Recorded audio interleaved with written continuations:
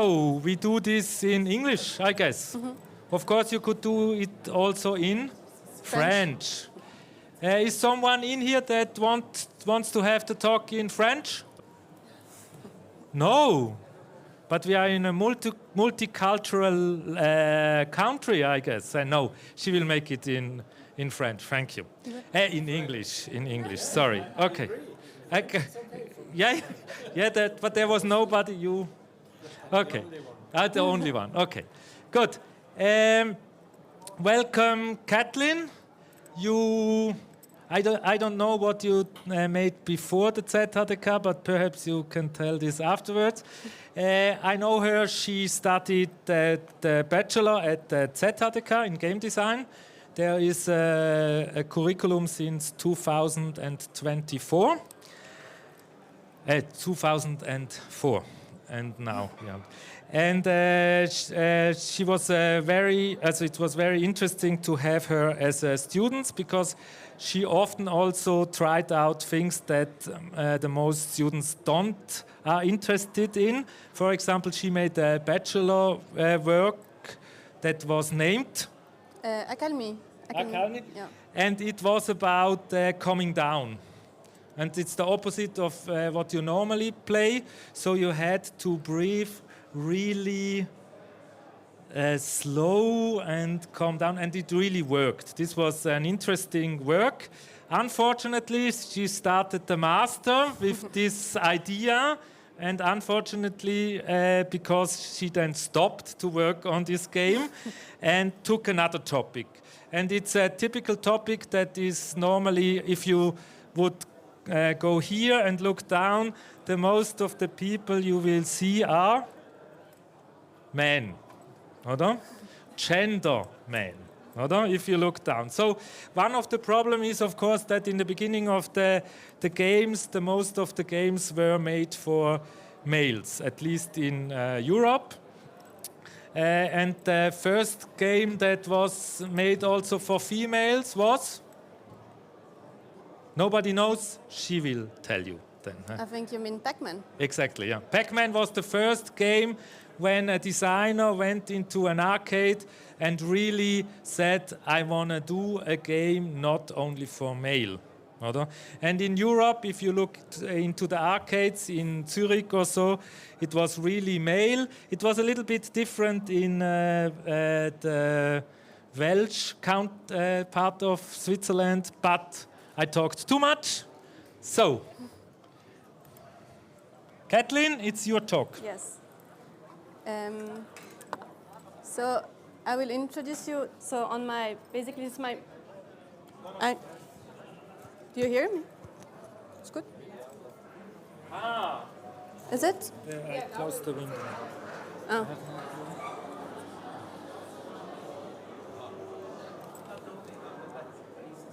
Oh yeah.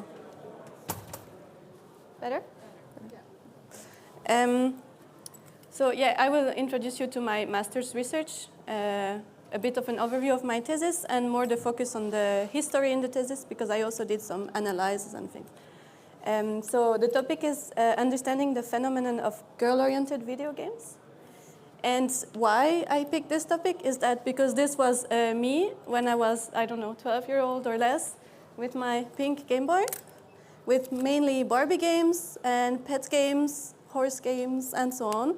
And I kind of wanted to figure out how did they end up in my hands, actually. And that's why I started this topic. So I will start. There is a bit of a problematic of terms used to define this kind of games. That's why I had to create some definitions. And the definition I created is the overall one that is girl-oriented games. But there are some that already exist, like feminine message games. So the message game is a game that has a strong engaged topic inside, and the feminine message games would be quite engaged feminist ideology behind. And for example, I took Tampon Run, where it's a kind of shooter game in a school setting where little girls throw tampons at little boys running there. Then I will come back to this topic because it's quite important, is the girl games movement happens in the US and has a very specific target audience. It was for young children and started in the early 90s. And then there is the low part, the Josei Muke games that are Japanese classification. It literally means aimed at women, like if you translate Josei Muke. And inside there are different categories. There is the boys' love.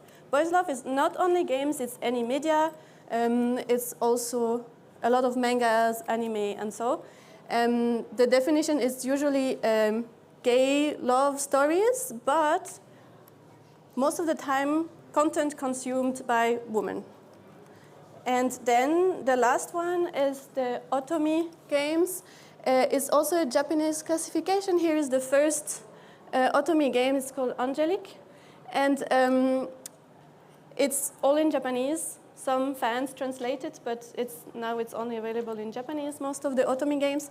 And their definition is for straight woman. It's always with a female main character with a secondary male love interest, always. The whole category, and there are really a lot of them.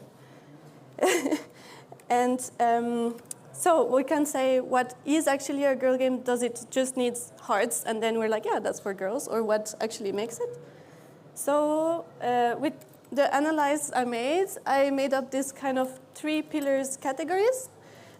Where it has to have a main character as a female, animal, or kind of creature. And then it has to have cliche girly topic. That's a bit the controversy, like fashion, makeup, cooking, horses, how I said, something like this. And then the last one, the art style, should be girly. What it means is that it should contain some key elements like bows, hearts, flowers, paw prints, this really key recognizable element. Should be usually colorful and rounded shapes. It's the usual content, but it's also interesting to see the ones that are between 2 categories. And here is the games I gathered through the whole research, and here are the games that I actually analyzed and see how they go. I will go a bit on the toys side because it's very influenced by toys, especially for children games. And here we can see this very interesting photographic work from Jeon Mi-yoon.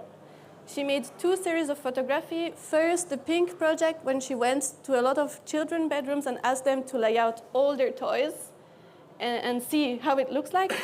And then the second one was the Blue project. She did exactly the same with boys and put next to each other. You can really see the influence of the market on children. And really interesting, if we look at the history of blue for girls, blue for boys and girls in pink, where it comes from, it's the first pregnancy test that was to define if the kid will be a male or a female. It would turn out to be pink or blue. It's just a medical test, and it was taken for the parties to celebrate which gender will be the baby, and then added to the toys of the child, and then snowballed and became the whole industry becoming pink or blue.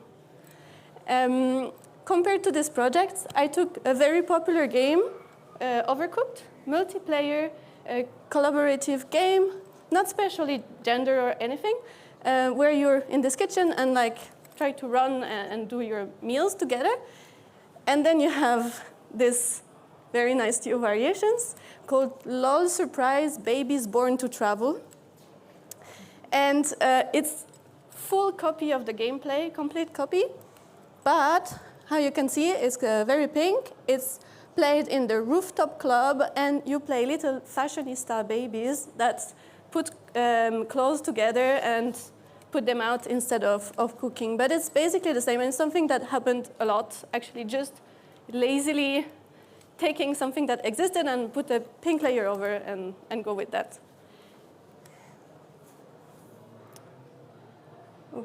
I did my own little research on this and went to the shops around last year. And I went to the children toys section. And how you can see, I found a lot of this bright pink corner and that I photographed. And then I went into the video game section. And Okay, PS4 is blue, but that's not the point here. I could see that actually in video games it's not like this, or at least not anymore. I have a memory that it was separated when I was a child, but now it's really placed by consoles. And the thing is that for PS4 and Xbox, for example, it's quite mainly oriented content, not only. And then there is Nintendo that has a more bigger panel also age group wise, but at least in shops for games now it's really only by console type and not gender so much anymore. And then there is this lady. The history of Barbie is huge impact on the girl-oriented games evolution, and I want to tell you a little bit about their toys first. So Barbie, before Barbie, there was Build Lily, and Build Lily is a comic that was first in the magazine, German magazine Bild, and she was an escort girl in the magazine. And when Ruth Adler, the creator of Barbie, came actually to travel to Switzerland, she saw Build Lily in a shop, and the toy was usually actually sold for in bars or as an erotic toy, actually. And then she saw and she was like, oh, my girls would love to play with a doll like this. Let's create one for the US, but for children. And she created Barbie. Of course, the creator of Build Lily were very angry that they completely copied. That's the first Barbie and that's the Build Lily, like full-on copy, the proportions, everything. And they were not happy. They sued Barbie, but the time this went through, Barbie made so much money that they bought the rights of Build Lily, actually, and now they own the whole thing. So we'll go in the history of the girl games. This is all the games I gathered that goes through my categorization of girl-oriented games, so starting in the 70s to kind of now. And I will go a bit in the details. First, in the arcade game era, there was mainly so-called cute games. Not really completely girl-oriented, it was not really a thing then. It was the cute games, and I have two examples. First, Score, the Love Machine, was the first game that represented female characters that were playable. And it was a gender swap, so you could choose if you wanted to play as a man or a girl. And then the second one that René mentioned before, it's Pac-Man, where the creator mentioned in some interviews that he decided to make the characters colorful and rounded to be more attractive to women. Pac-Man, of course, got very popular with everyone. It was not, at the end, a result. But 1 year later, they created Miss Pac-Man. We could think that they went for Miss Pac-Man as a reinforcing the idea of a girl game, but when I look at this picture, I'm not sure. They didn't create Miss Pac-Man. It was started off as a private mod for the console. Yeah. It didn't start from the company that produced. Okay. Well, I didn't have that. Thank you. And then in the 1980s, there was the game Crash, 1984-ish, where actually there was an oversaturation of the gaming market. And most of the game company, as a safety resource, decided to completely focus on their existing markets, so male players, usually, and do the things that worked, just as a safety to survive. So goodbye cute games, gone, and then it's going to have a reaction effect. Oh, first there is, of course, the adult games, where in the 80s they were important, and at this time, 50% of the female characters that were playable were in adult games. And I find it a bit ridiculous. But yeah, so there is a lot of game stories like this. But I will go on the reaction. So early 90s, there is a reaction to this refocus on male audience. And it's the girl game movement that I mentioned before happening in the US. And like 1991 or so, there is the creator of this company, Purple Moon, Brenda Laurel, and her associate, they're a researcher, and they decided to start a research on what actually young girls want in their video games to make it right. And they went to the rooms, interviews, and so on, look at their toys, and surprise, it was pink, it was cliche topics, it was diaries, and so on. So they're like, okay, sure, let's do that, and let's do it strong, and let's do it that now it's a space that screams it's only for girls and nobody else. So they made it very pink, very bright. Like this, it was like creating a safe environment for this little girl. And the other thing, the ideology of this comeback was that like the first interaction you usually have with a computer, now your phone or your iPad as a child, is with a video game, usually. And where there was no more video games for girls, we had no more hope of programmers that would be girls or IT or anything with technology. So for them it was very like a kind of feminist move to say, let's make games that we will have also girls in this area. So that's how they did it. They went full-on girly, and those 4 companies are the 4 main companies that, or startups that went out of this ideology. It's Magnet Interactive, Purple Moon, Her Interactives, and Girl Games Incorporation. Those are their main titles, and for example here, the super low quality one, it's the game Vampire Diary. I don't know if you know the TV show that is now very popular, but it was first a book, then a video game, and then a TV show. And they published only 5,000 copies of it. Now they're like collector copies. You can buy one for like $7,000. And yeah, it was actually actors that would play some snippets of the story and like text adventure like. But then we'll come back to Barbie. The company Mattel, they were like, oh, let's do something about it as well. And they came on and created Barbie Fashion Designer. And they made a huge impact. Like the other ones I talked about before were like tiny compared to this in the market-wise. And this is a bit medium considered as a game because it's actually more of a little tool where you can draw on the dresses and the outfit, and then you can print it on a textile-like paper, cut it out, and then you can put it on your doll. So it's between a game and a tool to dress up your doll. And well, even though they had a huge success, Mattel didn't like concurrence. So what they did, they wanted to be the biggest, and they bought the startups, and they published 1 or 2 follow-ups of the games of the startups I showed before, but basically they ate them and no more of the startups. During this time, Ubisoft did their own little travel.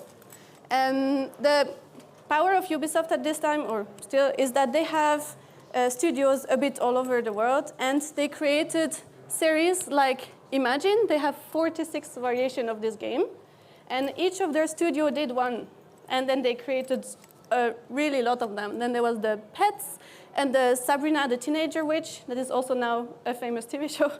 And this worked really well. And a few years later, when the girl games were still in, but slower for Mattel refocused on toys, Ubisoft bought the company that Mattel created for games. So now, Ubisoft is the owner of basically all of the girl-oriented games, or the ones that were big marketed. So we can see very well actually here from the research started in 1991, the first game 1994-ish, 2001 bought by Ubisoft, the whole Barbie, and now it's re-fall down. Now what we have out of this, we have a lot of flash game platforms and little very short experience that plays usually on the cliches a lot. This is the platform girlgames.com, there is Girl Go Games, there is many of them that target only young girls and do like hit celebrity things and just make up like very simple stuff. But what we can take out of it and what I find interesting is the games that play with those definitions and go with it, but break it. And I have these two examples. I will show you their trailers because they're interesting. First is Dream Daddy, a dad dating simulator. So it's all of the cliche ideas you can have of a dating simulation, very girly, everything, text adventure, love interest, all you want. But you're a daddy and you date daddies. And then there is the second one, Kitty Powers Matchmaker, where, again, it's a dating simulation, very, very girly, the hearts, the everything extravagant, and the main character you play with is actually a drag queen. So,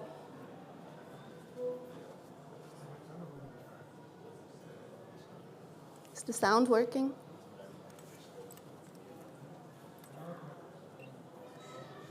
Of course.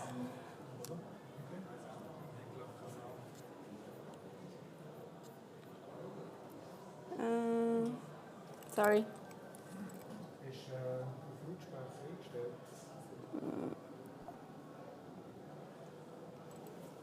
What's the name of the...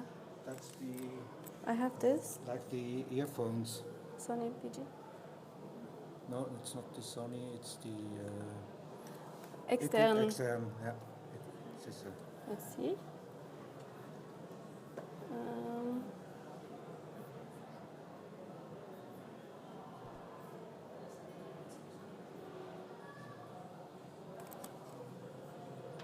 No.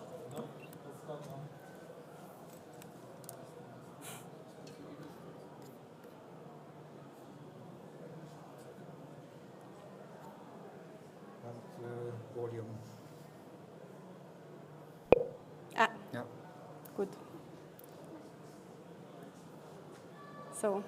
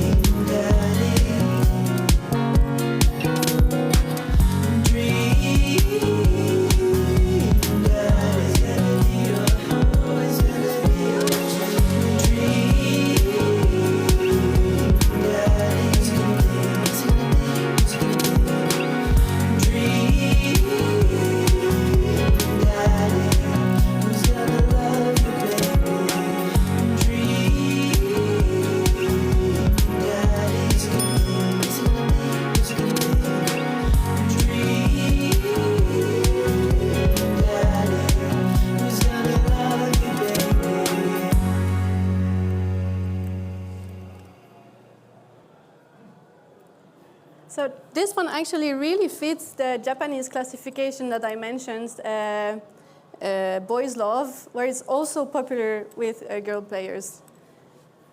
And then the second one, no, here. You, yes you. Do you want to improve your romantic prowess? Learn the ins and outs of dating? Well, now you can get hands-on with Kitty Powers Matchmaker.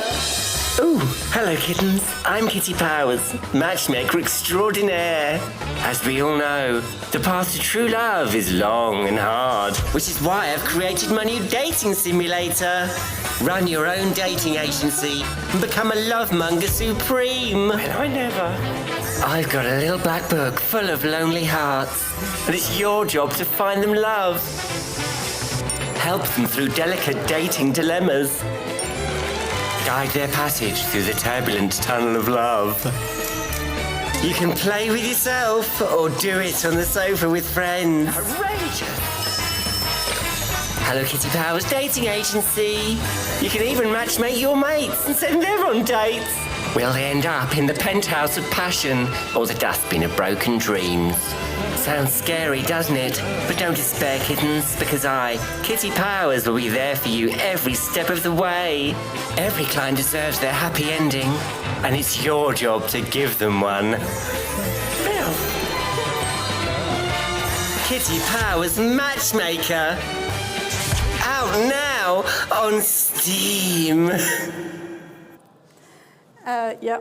And this one's also interesting, knowing that the person that is Kitty Powers was actually working at huge AAA studio and had as a hobby being a drag queen and decided, let's make my own game about my hobby, and created her own company and made this game. So, no. Thank you. If you have any questions.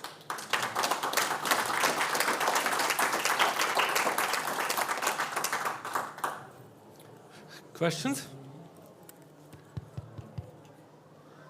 Oh, it's so a Swiss audience, huh? Nobody wants to ask something. Like coming back to your starting question, so did you answer the question you had in the beginning? How did this game or this Game Boy come into your hand? Well, kinda. I was definitely in the target audience of the girl games companies in the 90s, early 2000s. And yeah, I think that was the answer I found out. It was really targeted and made for me. And at the end with the toys research, I also don't know, did I decide I wanted these games? Did my parents decide it was for me? Or did just the marketing in general was like, pink is for you? It's yeah, still an open question in this case.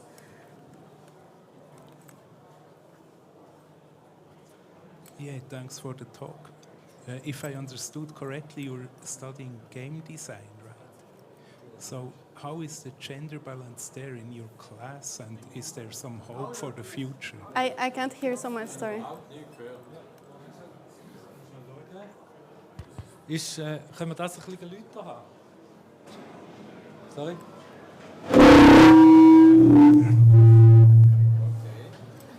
Jetzt ist es lauter, oder? Okay. Ja. So, du kannst schnell oder über sitzen. Das ist, Yeah, thanks for the talk. If I understood you correctly, you study game design. So I wanted to ask, how is the gender balance in your class? And is there some hope for the future to have more woman-oriented games? the question was, you understood? Yes. Okay. I actually finished last summer the master's, and I think my bachelor year was the first one to be full 50-50 boys and girls studying game design. No? Or close? I think it's something like that. So goes up and down, Okay. but yes. Yeah, and in the masters it was also mixed. Actually, it was it was pretty mixed. If I could answer as a person from institution, we always try to have 50-50 in the normal in the curriculum. In the bachelor, in the master, it's more difficult because there it's a little bit more male, but this year will be a lot more female. But this is not normal for the European industry. In the European industry and also in a lot of education programs, it's the opposite. No? And another question would be how female topics were represented in your bachelor or master? What do you mean? I don't have just, are there some... The problem is a little bit that in games you don't very look on specific topics, female or male, or? Yeah. Also, in my opinion. But was there something against that you could make a topic that was interesting for you as a woman? What a stupid question, but... I think we could do anything we wanted, actually. But yeah, No, in general, there was many things. I think we were kind of also encouraged to have female main characters somehow. Yeah, okay, yeah. But the topics, like, mix. Yeah, I think it's really, and one thing is that we are at the public school, so we had to, it's okay that we do it. No, it's also wrong, sorry. Yeah, it's normal that we do this and it's 50-50. And I would also say there are no restriction, I would say. But if you, for example, look, of course, into the industry, then you see not all things represented that you as a person would play, I think. Yeah. I think we find a lot more games that are a bit more girly in the indie games right now. Yeah, exactly. But not in the big studios. Yeah. But there is hope. It seems that the last year was the first year where there was more, there was the indie games made more, not money, but was heißt Umsatz? Revenues than the mainstream games. So therefore it could also go more into this direction. But there was also another question. Thank you for your talk. It was very interesting. What I would like to know, if you design a game in your future as a game designer, what would you do differently? Because these games they play on the stereotypes. Would you keep that to get the girls to the computers? Or would you like to change something about the game designs to make it more, I don't know, better? Actually, at the end of the master, we had to create a game on the topic. And I made a game with all of the girly cliché topics in it, or I tried to put the maximum as possible. And I made the player play with the level of girliness that the player can reflect himself on what they like. And it was interesting to see it also in showrooms, like seeing people approach when there is 20 games and they can go to the ones, and some people are like, pink and dress up stuff. No, they don't even try without knowing that there is inside all the layers from very neutral game to very girly. And it was also funny to watch this first gut reaction, no, not girly stuff, you know.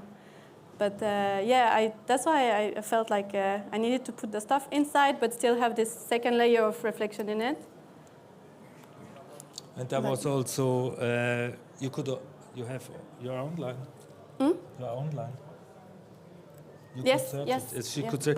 An interesting thing with the game was also that there was a twist inside. So if you put together what you want to have there, but every time the whole design changed, so that people were playing this game and saying, "Oh, I wanted to have this furniture and everything," but it changed in the last moment. So the expectation was to collect, to do something, but you didn't got the correct thing, or? If I'm right. Perhaps you explain it again. I have. Okay. You have to. The game actually would evolve from neutral to very girly with 5 steps by itself. So you would have to deal with it, and you would be hooked more by the gameplay, but then you're like, I wanted this piece of furniture, but now it just changed into a girlier version. And you're like, I missed the one I wanted, and you see the flower in the middle. Every time you would pull a flower, it would a petal, it would evolve the game to a girlier version of the absolute whole game would change to girlier every time. You would want to go further in the game, actually. Yeah, that was. Yeah, I can play.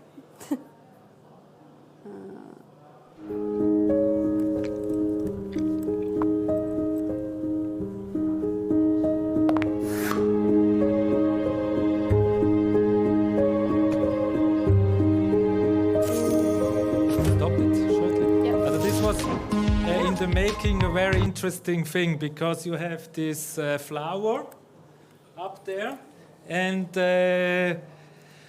in the beginning, or in the first version you made, you could just take each leaf you want to have, oder? And then we discussed a little bit, in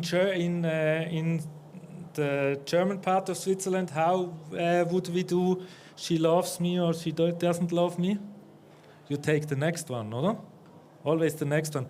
But in the French version, it was clear you can take whatever you want to take. So, Yeah, sorry. and we have the 5 variations. It's not you love me not. It's not at all, a bit, a lot, passionately, and extremely, or something like this. And then that's what was representing the level of girliness in my game, was the you love me a bit, not. And this was very interesting, because often if you digitalize things, then you have to find really hard rules, oder? And then something happens if you see, it's really a difference. This culture is a difference, and is different. Sorry, this was just intermezzo.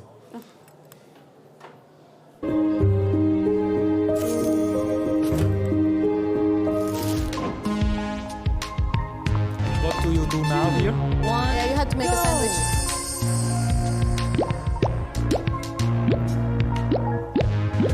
Everybody sees how the sandwich should look like at the end. And you get new furniture piece to decorate your room when you play the mini games. And, this frame symbolizes the level you are in with the Je t'aime un peu.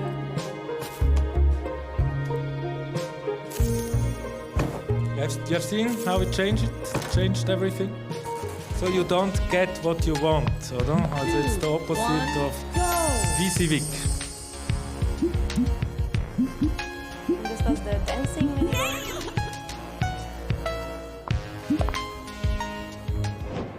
They all work the same. I had like 3 months to do it, or 4 months. But yeah. And the interesting thing was really that a lot of the audience was really playing the game, oder? At the first moment you would say, why should I play this? And there was another twist at the end you didn't told. Yes, true. I mentioned that the Barbie fashion designer, at the end you could print your thing and dress your doll with. And there is a lot of other girl games that have this printing mechanic. There was one where you could design nails and then print it on paper and then cut your nails and glue them on each nails. And the idea was to replay with that. So each person would decorate their own room and then they could print it on the sticker right away and have their own personalized room and take it home. So it was coming out, as it was somehow like a digital twin, a sort of digital twin. So is there printing. Another question coming up?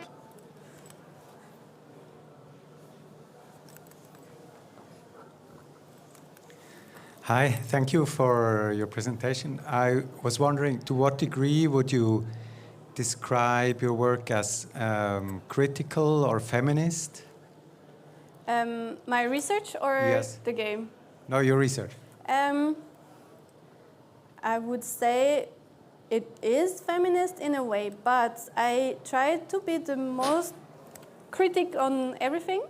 And now I still don't know if I like the idea of girl games or not. Because there are so many different ideologies coming in and out that I'm still torn between the two. And I tried actually to keep that through the whole research, to keep the idea that it's not good just because it's a feminist idea, and it's not, I don't know, bad if it's like suddenly something super manly or whatever. I tried to keep like a neutral point of view. Tried. It's also interesting because if you look at who was in these research teams and so on, we had, for example, Mary Flanagan, which also did, and she's coming from game art, also really Kunst mitspielen. And it's interesting that she was also in this research movement in those times, who really tried to find something for these girls. Oder? Also this is also something, not even in this research it was clear in which direction it goes. Oder? And she's very feministic. So it's a quite a difficult question about how radical critic you can have at all. Or for example, you have always to think about the 90s. We had the Cyberfastic Manifesto. Someone know this?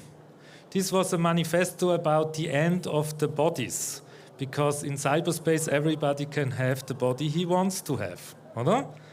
And if you, for example, and this is at the same time, and if you look at today at the discussion, we are totally somewhere else. Right? Also it's really also an interesting thing in those times. So, last question. If we wait 5 minutes later, there are only male in here. Ah, no, sorry. Really small question. Where can we play this game? This one? Yeah, yours. Well, you can't. I didn't. I feel finish it good enough to put it out for now, but maybe one day. So perhaps you will apply for the new games Förderung in Zurich. Maybe. If you still, the problem with a lot of these works is really that the people don't go on with it. One problem is, of course, there is also no really market. So this is really one of the problems of such interesting indie things. And the second thing is that one of the biggest problems, in my opinion, is also that we don't have a press for this. So means our press is only commenting and writing articles, not at all, or for the big things you can play, like GTA and things like this. Oder? And this is one of the biggest problems. I think this is a digitizing problem, because all the computers had never a place in real, so that we have to fight for. Oder? And now it's always private, and this is one of the problems that these games weren't there. So, thank you for your talk. Thank you. And a last comment to this comment, there is also, research is always also, of course, always a starting, and the next can step on your work. Or work further from what you did. Okay, I wish you a good afternoon. And the next talk is at 4 o'clock about the total opposite, an Amiga emulation software.